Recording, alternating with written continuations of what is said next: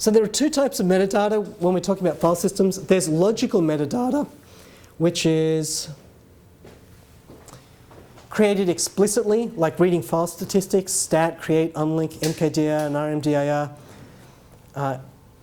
And it's updated implicitly. So when I'm reading files and it's doing access timestamps, it will update them as well. And that's the metadata that you tend to deal with as administrators or operators. That's what the file system API gives to you. There is another type of metadata, and that's physical metadata, and that refers to the on-disk layout necessary to record all file system information. And that might include things like superblocks, inodes, blocks of data pointers, and free lists on disk. If you do Max's ZFS internals course, he goes through all the physical metadata stuff for storing ZFS on a disk.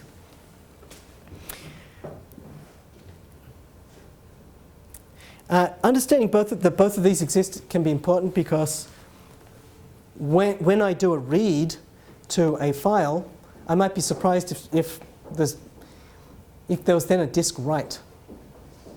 And well, actually that's because you read a file, it then has to write an update to the access timestamp.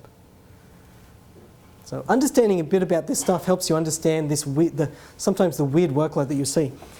The same deal goes for physical metadata. The worst case I saw of this was at Sun, where it was a random write workload. That's it, random writes. The disks were doing a 40% read, 60% write ratio. And it's like, oh, we screwed up the benchmark. This is supposed to just be random writes.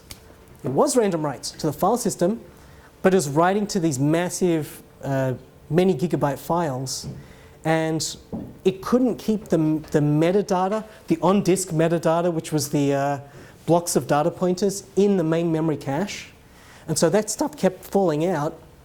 And so your write workload became a 40% read workload, just so it can read how to write it to disk. So yeah, quickly solved with dtrace, but very confusing to start with.